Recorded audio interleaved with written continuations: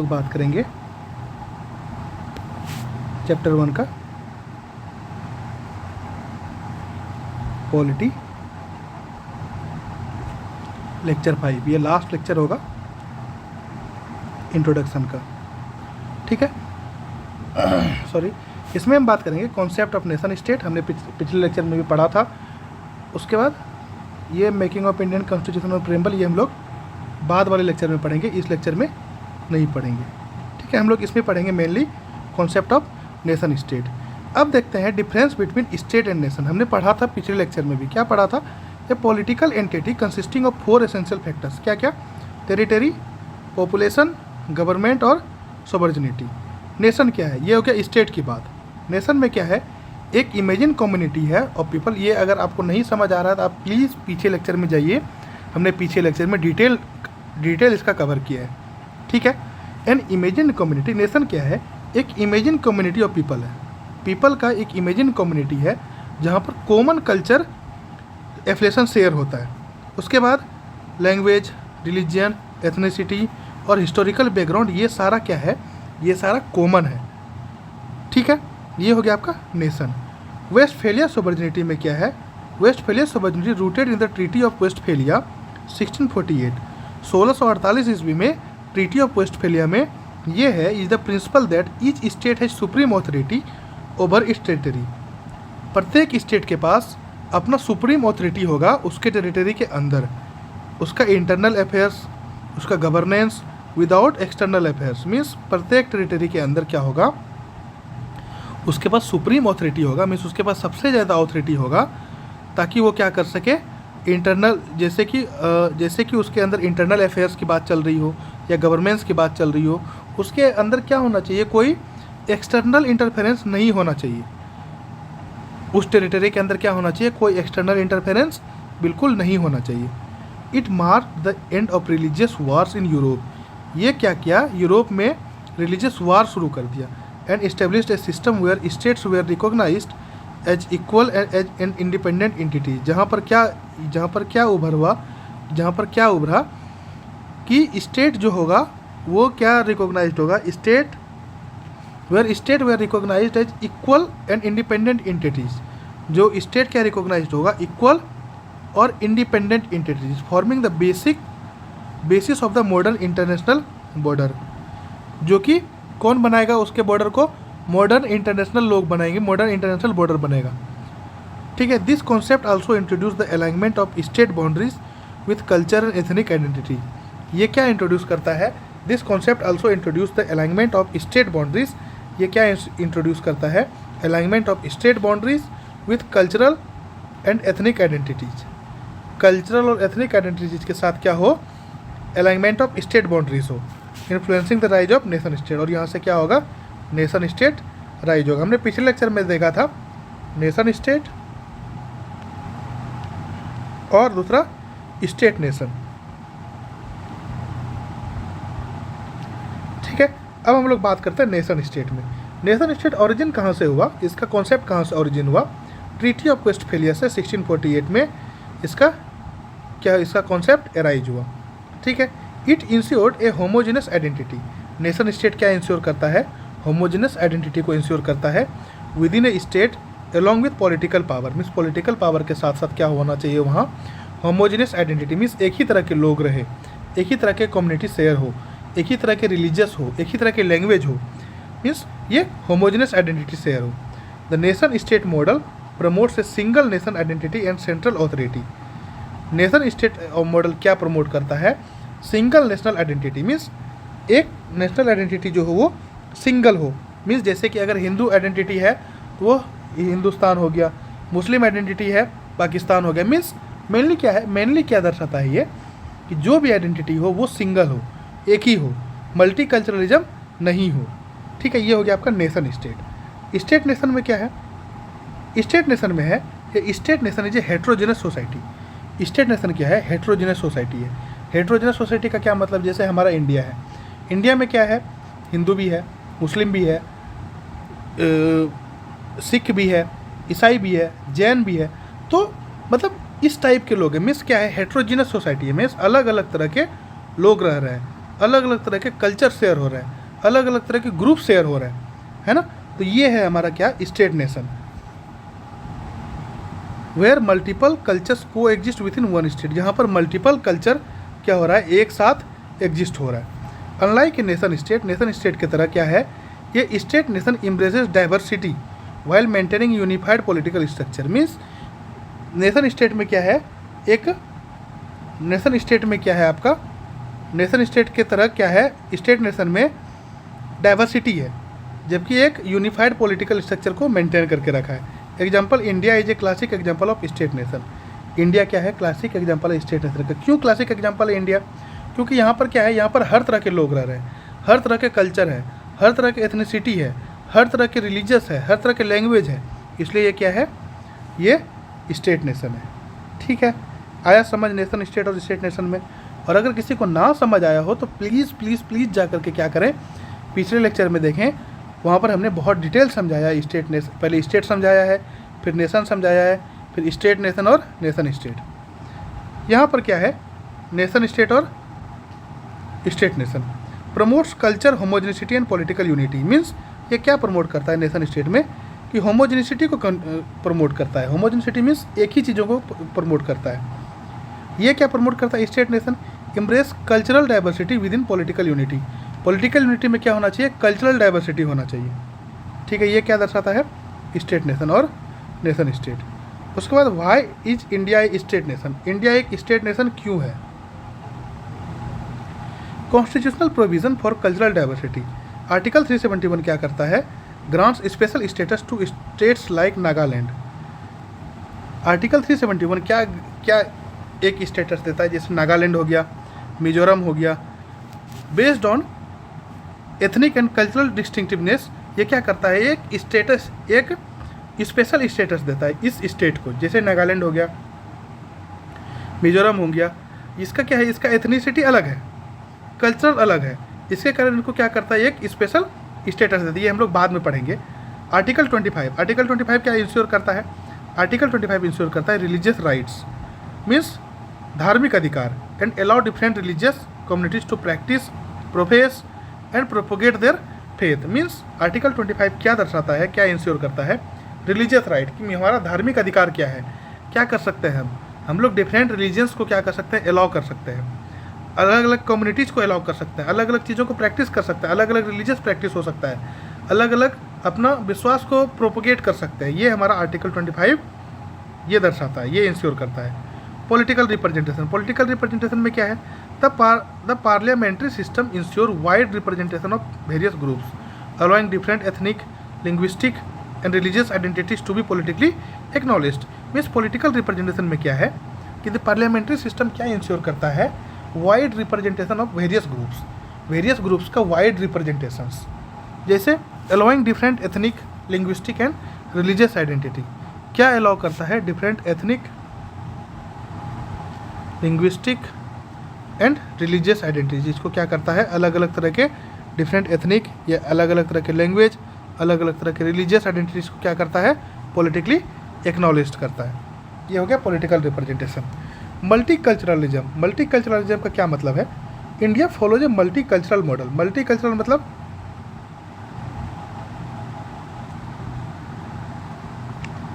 बहुत अलग अलग तरह के कल्चर है। इंडिया क्या फॉलो करता है, मल्टीकल्चरल मॉडल को फॉलो करता है, जहाँ पर मल्टीपल आइडेंटिटीज होता है, मल्टीपल कल्चर होता है, एक ही साथ एक ही पॉलिटिकल फ्रेमवर्क में वो एग्जिस्ट करते हैं, एक ही पॉलिटिकल फ्रेमवर्क में वो रह रहे हैं। ये हो गया आपका multiculturalism. The constitution recognises and respect diverse language.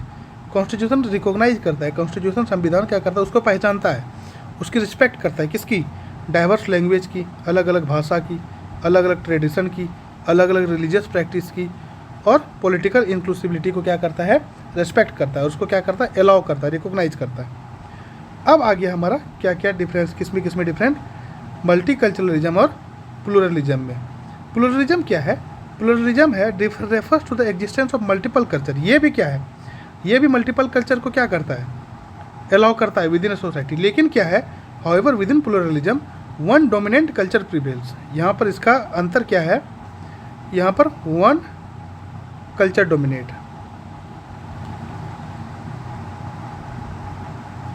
एक कल्चर डोमिनेट करेगा यहाँ, ठीक है। वाइल अदर कल्चर्स को exist but may not have equal influence, लेकिन हाँ दूसरा कल्चर भी एग्जिस्ट कर रहा है लेकिन उसका कोई इक्वल इन्फ्लुएंस नहीं होगा, यही होगा प्लुरलिज्म। जैसे कि फ्रांस में the country embraces different culture, ये कंट्री भी अलाउ करता है डिफरेंट कल्चर्स को, but the dominant French culture saves the social political and linguistic landscape, लेकिन यहाँ के जो फ्रेंच कल्चर है वो क्या सेव करता है, सोशल पॉलिटिकल और लिंग्विस्टिक लैंडस्केप को क्या करता है, डोमिनेट करता है, ठीक है। ये हो गया आपका प्लुरलिज्म। अब मल्टीकल्चरलिज्म में क्या है, इट इन्वॉल्व्स मल्टीपल कल्चर, ये मल्टीपल कल्चर को इन्वॉल्व करता है, coexisting within a society, एक सोसाइटी में रहता है। The key difference is that no single dominant culture exist, एक कोई भी एक सिंगल कल्चर एग्जिस्ट नहीं करता, rather all culture are recognised and given equal importance. यहाँ पर क्या है, यहाँ पर ऑल कल्चर को are recognised and give equal importance.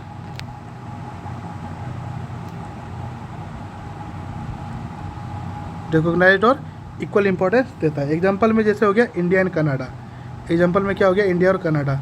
Both countries are known for embracing diversity where both countries are known for embracing diversities where different cultural identities coexist without a single overreaching dominant culture. Means क्या है कि यहाँ पर ये दोनों country क्या करता है, सारे डाइवर्सिटी को क्या करता है, एक इक्वल तरह के आइडेंटिटी देता है ताकि वो क्या हो सके, कोई भी इसमें डोमिनेंट कल्चर ना बन सके, ठीक है। ये हो गया आपका प्लुरलिज्म। प्लुरलिज्म में क्या हो गया, dominant culture exist, means dominant culture क्या होगा, एग्जिस्ट करेगा। अनइक्वल कल्चरल रिकॉग्नाइजेशन, और इसमें क्या होगा, मल्टीकल्चरलिज्म में क्या होगा, इक्वल कल्चरल रिकॉग्नाइजेशन होगा और कोई डोमिनेंट कल्चर नहीं होगा। अब आते हैं टाइप ऑफ मल्टीकल्चरलिज्म। इसमें दो टाइप हैं, एक मेल्टिंग पॉट और दूसरा सलाद बाउल। क्या इसका मतलब है, मेल्टिंग पॉट का मतलब है various cultures assimilate and blend together to form a new culture. बहुत तरह का कल्चर आया और वो मिल करके एक नया कल्चर बना दिया, ठीक है, उसका कोई आइडेंटिटी नहीं रहा। The original culture identities merge into a unified whole. Means जो ओरिजिनल कल्चर था, कहने का मतलब है, मान लिया जाए जैसे हमारा क्या हो गया, ये मेल्टिंग पॉट हो गया। मेल्टिंग पॉट का क्या मतलब है, अफ्रीकन भी आया, चाइनीज़ भी आया, आयरिश भी आया, इटालियन भी आया, मैक्सिकन भी आया, रशियन भी आया, ये सब ने मिला करके एक नया कल्चर बना दिया जिसको क्या बोल दिए, अमेरिकन कल्चर बोल दिए। इसमें ना तो मैक्सिकन की आइडेंटिटी रही, ना रशियन की आइडेंटिटी रही, ना इटालियन की आइडेंटिटी रही, ना आयरिश की, ना चाइनीज़ की, ना अफ्रीकन की, किसी की आइडेंटिटी सिंगल नहीं रही। वो सब मिल करके क्या बन गया, एक अमेरिकन आइडेंटिटी बन गया। इसी को बोलते हैं हम लोग क्या, मेल्टिंग पॉट, ठीक है। इसी को बोलते हैं हम लोग क्या, example the United State where multiple immigrants cultures contributed to a common American identity. Means क्या बन गया, मल्टीपल कल्चर जो इमिग्रेंट्स था वो क्या हो गया, मिल करके एक कॉमन अमेरिकन आइडेंटिटी बना दिया। उसके बाद दूसरा क्या है, सलाद बाउल। सलाद बाउल में क्या है, डिफरेंट कल्चर आर इंटीग्रेटेड, अलग अलग कल्चर इंटीग्रेटेड होगा, forming a new collective identity, एक नया आइडेंटिटी बनाएगा, लेकिन but each retains its distinct culture traits. लेकिन प्रत्येक के पास क्या होगा, अलग अलग तरह के कल्चर ट्रेड्स होंगे। अब जैसे मान लिया जाए रशियन आया, चाइनीज आया, मैक्सिकन आया, इटालियन आया, चाइनीज आया, अफ्रीकन आया, ये सब ने एक कल्चर बना तो दिया, लेकिन क्या है, लेकिन अगर इसको अलग होने करेंगे, रशियन का अलग आइडेंटिटी होगा, मैक्सिकन का अलग आइडेंटिटी होगा, इटालियन का अलग आइडेंटिटी होगा, आयरिश, मीन्स इन्होंने एक कल्चर बना तो दिया, लेकिन ये अपना बेसिक जो रूट है उस रूट को ये लोग नहीं भूले, या फिर उस रूट को क्या करते हैं, उस रूट को डिस्टिंक्ट रखते हैं। Cultural diversity is preserved while coexisting within a single nation. Cultural diversity preserved होगा जबकि coexisting within a single nation, एक नेशन में वो को एग्जिस्ट करेगा।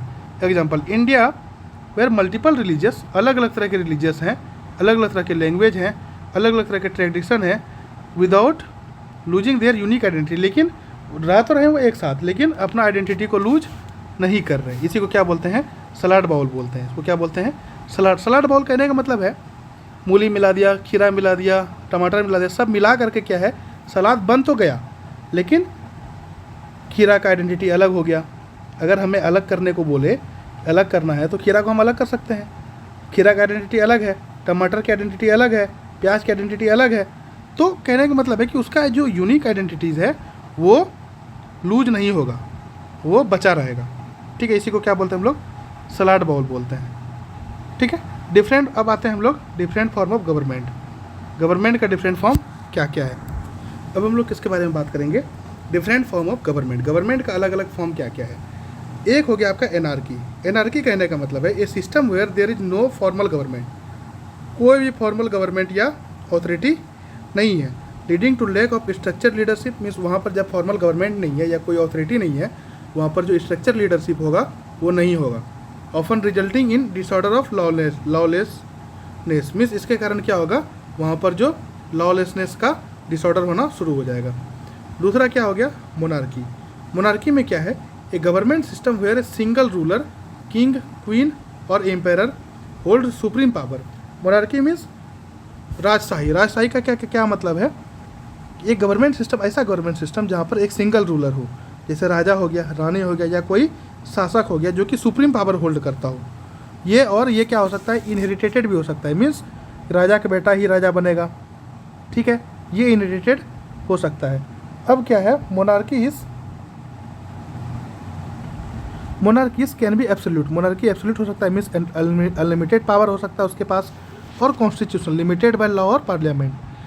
मोनार्की क्या हो सकता है, अनलिमिटेड पावर भी हो सकता है उनके पास, या फिर क्या हो सकता है, वो लिमिटेड हो सकता है किसके थ्रू, लॉ या पार्लियामेंट के थ्रू वो लिमिटेड भी हो सकता है। तीसरे में आगे हम लोग डिक्टेटरशिप में। डिक्टेटरशिप कहने का मतलब है ये form of government where one person और a small group has absolute power, means एक पर्सन या फिर किसी एक स्मॉल ग्रुप के पास क्या होगा, एब्सोल्यूट पावर होगा। Often acquired and maintained through force, और ये कहाँ से एक्वायर्ड किया होगा या मेंटेन किया होगा, फोर्स के थ्रू मेंटेन किया होगा। With little or no regard for democratic process, जहाँ पर क्या होगा, या तो थोड़ा थोड़ा या कोई रिगार्ड नहीं होगा डेमोक्रेटिक प्रोसेस का, मीन्स डेमोक्रेसी का कोई भी रिगार्ड नहीं होगा, मीन्स एक ही पर्सन के पास क्या होगा, अनलिमिटेड या एब्सोल्यूट पावर होगा। उसके बाद ओलिगार्की। ओलिगार्की का क्या मतलब है, ये government control by small allied group of people. Government किसके द्वारा कंट्रोल किया जाएगा, एक छोटा सा या फिर एक एलाइड ग्रुप ऑफ पीपल के through, often based on wealth, या तो वो किसके ऊपर बेस्ड हो सकता है, वेल्थ के ऊपर, फैमिली के ऊपर, या फिर मिलिट्री पावर के ऊपर वो बेस्ड हो सकता है। इसको बोलते हैं oligarchy. The interest of the elite are prioritised over those of the general population. यहाँ पर एलाइड जो भी इंटरेस्ट होगा एलाइड का, वो किसके ऊपर होगा, are prioritised over those of the general population, means किसके ऊपर प्रायोरिटाइज होगा, जनरल पॉपुलेशन के ऊपर प्रायोरिटाइज्ड होगा। अब आते हैं हम लोग डेमोक्रेसी के ऊपर। डेमोक्रेसी क्या है, a system of government where power is vested in the people. Power किसके हाथ में होता है, पीपल के हाथ में होता है, लोगों के हाथ में होता है। Who exercise the rights through free and fair election, जो कि किसके थ्रू एक्सरसाइज करता है, फ्री और फेयर इलेक्शन के through. Representation and participation in decision making, जहाँ पर क्या हो, रिप्रेजेंटेशन और पार्टिसिपेशन इन डिसीजन मेकिंग हो। इट कैन बी डायरेक्ट, ये डायरेक्ट भी हो सकता है, where citizens vote on law, और representative where citizen select officials to make decision on their behalf. या तो वो डायरेक्टली इन्वॉल्व हो सकता है, या तो वो रिप्रेजेंटेटिव को, अपना रिप्रेजेंटेटिव को बना करके भेजता है, और वो फिर क्या करता है, डिसीजन लेता है उसके बिहाफ में, उस पीपल के, उस ग्रुप ऑफ पीपल के बिहाफ में। यही क्या है, यही आपका डेमोक्रेसी है। Anarchy means no formal government. ठीक है, monarchy means rule by a king और क्वीन। ठीक है, डिक्टेटरशिप में power concentrated in one leader group या suppression opposition. Oligarchy means small allied group ही उसको कंट्रोल करेगा। Democracy means people exercise power via election, direct के थ्रू या रिप्रेजेंटेटिव के थ्रू। अब पॉलिटिकल आइडियोलॉजीज। पॉलिटिकल आइडियोलॉजी में हम क्या देखेंगे, पॉलिटिकल आइडियोलॉजी में देखेंगे, एक होता है लेफ्ट, एक होता है राइट।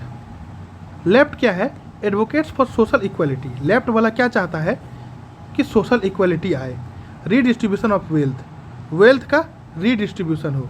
गवर्नमेंट क्या हो, intervention in the economy to reduce inequality. Left देखो क्या होता है, पॉलिटिकल आइडियोलॉजीज बहुत तरह के होते हैं। क्या क्या आइडियोलॉजी होते हैं, एक होता है लेफ्ट, एक होता है राइट आइडियोलॉजी वाले। लेफ्ट आइडियोलॉजी, लेफ्ट का जो आइडियोलॉजी होता है वो क्या चाहता है कि सोशल में, समाज में क्या हो, इक्वालिटी हो। जो भी वेल्थ किसी एक के पास है वो क्या हो, वो रीडिस्ट्रीब्यूट हो, मीन्स वेल्थ क्या हो, थोड़ा थोड़ा सबके पास हो। उसके बाद गवर्नमेंट इंटरवीन करे किसमें, इकोनॉमी में, ताकि इनइक्वालिटी क्या हो, रिड्यूस हो, इनइक्वालिटी क्या हो, कम हो। ये लेफ्ट वाला चाहता है। राइट वाला एग्जांपल सोशलिज्म या कम्युनलिज्म। राइट में क्या है, फोकसेस ऑन इंडिविजुअल फ्रीडम्स। ये क्या करता है राइट वाला, राइट आइडियोलॉजी से जो बिलोंग करता है, वो क्या चाहता है कि किसी एक के पास क्या हो, इंडिविजुअल फ्रीडम्स हो, कोई एक के पास बहुत ज़्यादा फ्रीडम हो, लिमिटेड गवर्नमेंट हो, गवर्नमेंट ज़्यादा ना हो, फ्री मार्केट्स हो और ट्रेडिशनल वैल्यूज़ हो। Often prioritise national security and cultural conservation.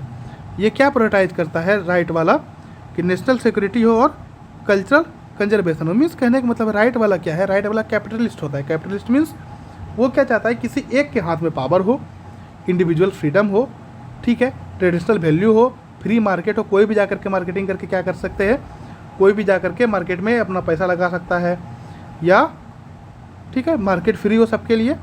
उसके बाद तीसरा गवर्नमेंट क्या आ गया, तीसरा आइडियोलॉजीज लिबरल। लिबरल क्या करता है, एम्फसाइजेज पर्सनल फ्रीडम। लिबरल वाला क्या चाहता है कि उसका पर्सनल फ्रीडम हो, ह्यूमन राइट्स हो, इक्वालिटी हो, advocating for reform and progressive policies while supporting markets economics. और वो क्या हो, वो रिफॉर्म होकर के क्या हो, प्रोग्रेसिव पॉलिसी बने जिससे कि क्या हो, मार्केट इकोनॉमिक्स को सपोर्ट कर सके। ये हो गया आपका लिबरल। तीसरा और चौथा हो गया आपका कम्युनिस्ट। कम्युनिस्ट कहने का क्या मतलब है, seeks a classless stateless society where the means of production are collectively owned.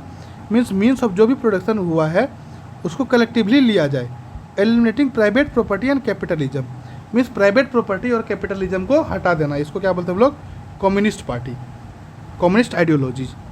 Means private property या प्राइवेटाइजेशन या कैपिटलिज्म, ये सबको क्या हो, एवॉइड करे। कैपिटलिज्म का क्या करने का मतलब है, कैपिटलिज्म कहने का मतलब है जिसके पास ज़्यादा पैसा है, ठीक है, उसको बोलते हैं कैपिटलिस्ट। ये है कम्युनिस्ट का आइडियोलॉजी। उसके बाद आ जाता है आपका सेंट्रलिस्ट, सेंट्रिस्ट। सेंट्रिस्ट का क्या मतलब है, ये दोनों बैलेंस्ड अप्रोच रखता है। जैसे borrowing policies from both left and right. Means ये लेफ्ट वाले को भी कुछ मानता है, कुछ राइट वाले को भी मानता है। तो ये क्या है, ये सेंटर में रहता है। Focusing on pragmatism and modernisation rather than ideology. Means किसके ऊपर फोकस करता है, आइडियोलॉजी से ज़्यादा किसके ऊपर फोकस करता है, प्रैग्मेटिज्म के ऊपर फोकस करता है। अब आ गया उसके बाद एक्सट्रीमिस्ट। एक्सट्रीमिस्ट क्या है, एक्सट्रीमिस्ट है रिप्रेजेंट रेडिकल व्यूज़। ये क्या रिप्रेजेंट करता है, रेडिकल व्यूज़ को रिप्रेजेंट करता है on either end of the political spectrum. Means left के साइड अगर होगा तो पूरा लेफ्ट एक्सट्रीमिस्ट होगा, या फिर अगर राइट के साइड होगा तो पूरा राइट को ही सपोर्ट करेगा। Over advocating for revolutionary changes और rejecting democratic principle entirely. Extremist क्या करता है, डेमोक्रेटिक प्रिंसिपल्स को क्या करता है, रिजेक्ट करता है, ये डेमोक्रेटिक प्रिंसिपल्स को नहीं मानता है, ठीक है। ये हो गया आपका एक्सट्रीमिस्ट, ठीक है। ये लेक्चर हमारा क्या हो गया, यहीं तक हो गया। नेक्स्ट लेक्चर हम लोग देखेंगे प्रियम्बल। नेक्स्ट लेक्चर में क्या देखेंगे हम लोग, प्रियम्बल। प्रियम्बल देखेंगे, ठीक है। ये लेक्चर हमारा ये तो हो गया, ये हो गया हमारा पॉलिटिकल आइडियोलॉजीज। इस तरीके के लोग हमें हमारे पॉलिटिकल सिस्टम में देखने को मिलते हैं, ठीक है। इस लेक्चर को यहीं तक समाप्त करते हैं। आगे हम लोग पढ़ेंगे चैप्टर 2। क्या पढ़ेंगे, चैप्टर 2, ठीक है। ये हमारा लास्ट लेक्चर था चैप्टर 1 का, ठीक है। तब तक के लिए thank you so much, take care, good bye, जय हिंद, जय भारत।